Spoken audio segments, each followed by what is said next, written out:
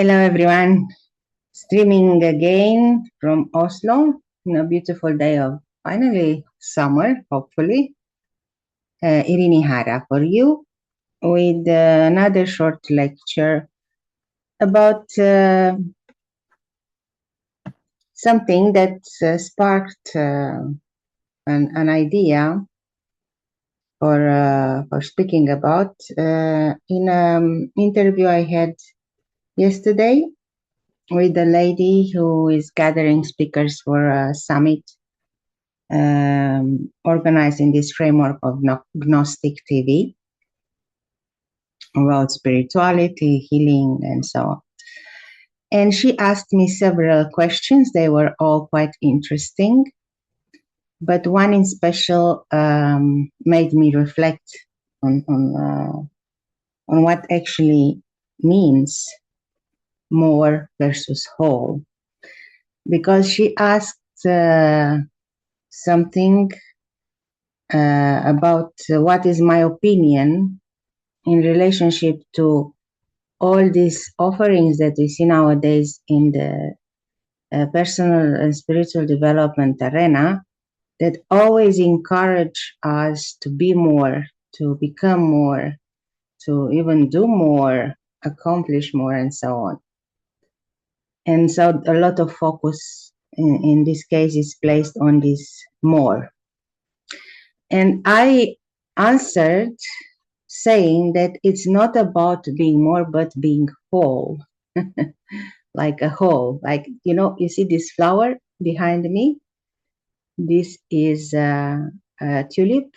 I took the picture a few years ago in my garden, a very beautiful tulip in full blossom.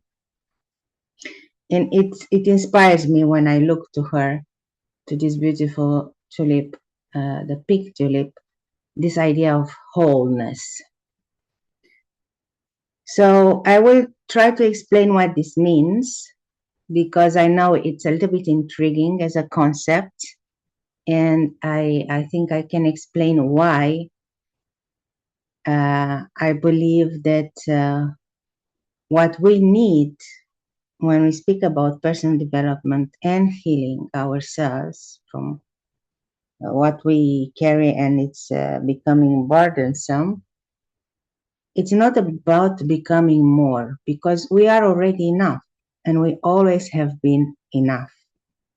It's not that we need to compete, or there is like a race that we are in from stage 1 to stage X or 100. And in every intermediate stage between 1 and 100, then we become more, then we add more, we create more, we accomplish more, and so on. In reality, what happens is that we are born as being enough, and we are supposed to be enough and to be whole, to be a whole human being with everything that is needed to go through life and to master life and to live life to the fullest. But unfortunately, many events happen, and they happen at the conception and during pregnancy, at birth and after. And other events also happen before in the ancestry lineage. And all these events, they start to shape us. And many of them influence our development. And I'm just giving an example or an image because I like to use metaphor and images. It's much easier to understand several concepts using them. This example of an onion. Usually we say that when we work, for example, with our traumas, there are so many layers, as many layers an onion or leaves of the onions we will have. And bigger our trauma biography, of course, bigger this onion and more leaves that we need to start to peel off one by one until we get to our core, to our essence. That is that innocent child or part of us and that the part that still wants to enjoy life and just be in the moment, that doesn't need justification for being, that doesn't need to create illusion and survival strategies and so on. In this case, when I speak about more, I want you to imagine this onion as being the small onion. You know, in springtime, even in my house, my mother, for example, this spring, she planted small onions so we could have fresh green onions. And I had several pots with these green onions leaves sprouting from the earth and growing from these small onions. And now imagine that when you are conceived, you are a seed, right? Metaphorically, and you are. And you are this small onion, a very small one. And then in the womb, you start to grow. But an onion, when it starts to grow, first it becomes the leaves. So starts to shed some layers. So some parts of this the bulb are lost and they die inside the earth. But then the leaves, the green leaves, start to grow like a small plant. And then while you are growing and evolving, and then you are born, and then you go through life, all the experiences that impact you and all the people around you that you get identified with in a negative or positive way, all these have an influence on your upbringing. So you, as a small onion growing, then you start to develop again the big bulb that will become the big onion that usually you go and buy it on the market. And this big onion came from the small onion. But what happened that during the growth, you started to add more leaves and more leaves. And so your body of experiences grew exponentially in a bigger volume of a bigger onion. And that could be defined as being the more, but not necessarily this more that you receive and you start to accumulate and to record in your memory, in your psyche, in your body, in the emotional field. Not necessarily these are good things. Often, actually, they are just a baggage of difficult emotions, a baggage of difficult experiences and difficult events that you find your own way to cope with them. And then at a certain point, something happens and you find out that you want to get out of all these patterns and all these survival strategies, that you want to recover the core essence of yours, that small onion that you once have been. But what happens is that then you go out to search for guides or for workshops and courses and trainings to start to figure out what exactly you should do and how.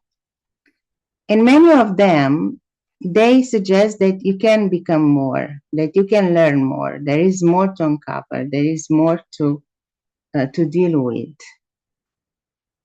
But then, independently of how much you will do and do and do and do, it might be that the big onion is still there because it's accumulated over so long time that you don't know how to reverse the process.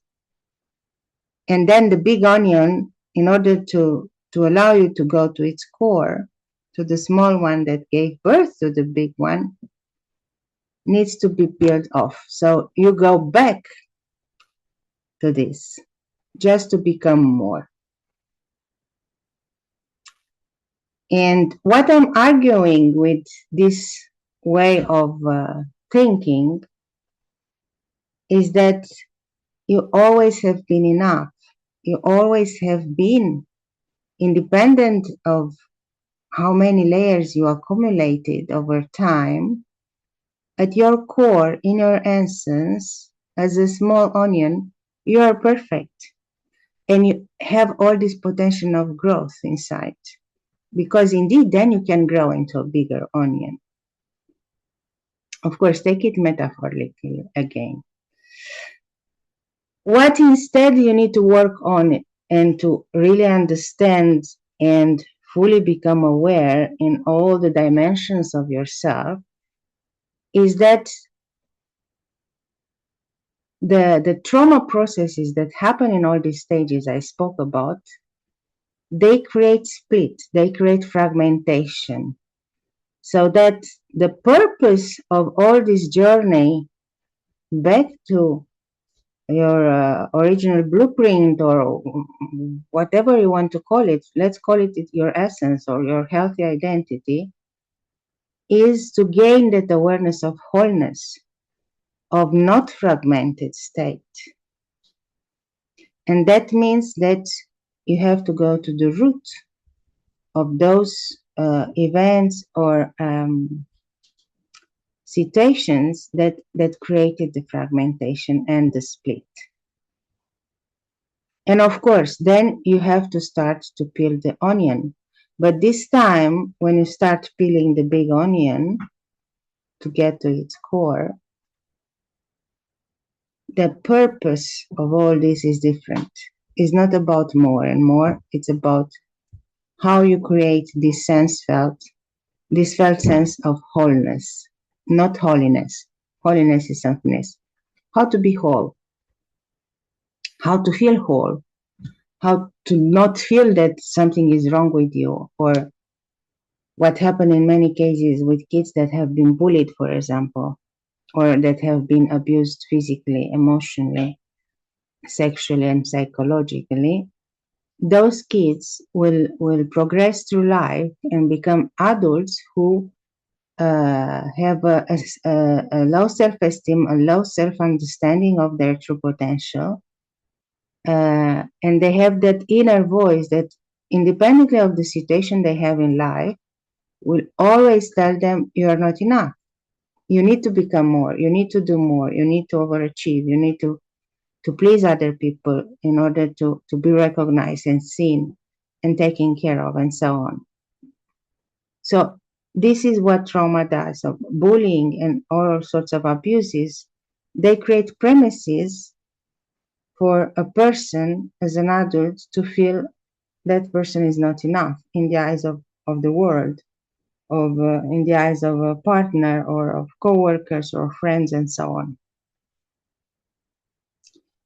But in reality, you are always enough. You always have been. So there is no place, no need for more, but there is a need of wholeness to understand that those voices that exist inside you, they don't belong to you. That those fragments that you are still living in, that split, it is something you can recover and bring them into wholeness. It is like a big puzzle. And when you have survival strategy, the traumatized part and the healthy parts, and so many different types of splits, it can take a while until the fragments get recomposed. And that is the work I always recommend to every person, and especially to those who really feel they are not enough, or they never been enough in the eyes of the others or in their own eyes, to consider. It is a very deep work. It's this process of growing layers and then peeling layers and then growing other layers and then peeling again. It's like always a contraction and expansion, because trauma and the trauma patterns or mechanisms in the body, they create contraction and tension and fear.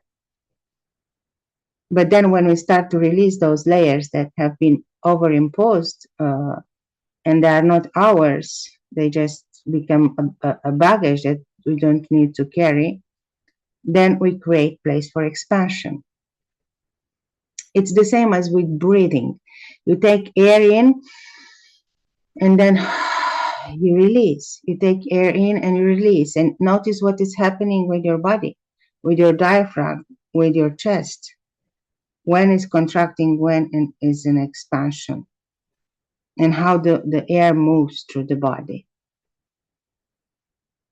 So this has been the intervention for today. I hope it makes sense for you. I'm not sure I was really able to make clear the whole concept, but always keep in mind that you are always enough since you are born. If you created the idea that you are not and you strive for more, stop and assess where you are in your life and ask yourself why. Why do you think you should be more? Why do you think you should do more? Or why do you think you are not enough? Because it's not about being more, it's just about understanding that you are a whole being. But trauma can fragment you to the point that you don't know anymore who you are. And then you have to take a serious look to what happened and work with those traumas to recover that sense of wholeness. And this means working also with your identity and with all the processes that you built up during life to cope with all these difficult things. Yes, so I really wish that you flourish as this tulip behind me. And people can see your wholeness and your blossom in all the shades and colors and shapes and fragrances, because you are enough. Thank you for listening. Subscribe to the channel, help me to build more audience and visibility. And if you enjoyed the intervention and what I'm saying, just share with other people around you. Thank you and see you next. Bye bye.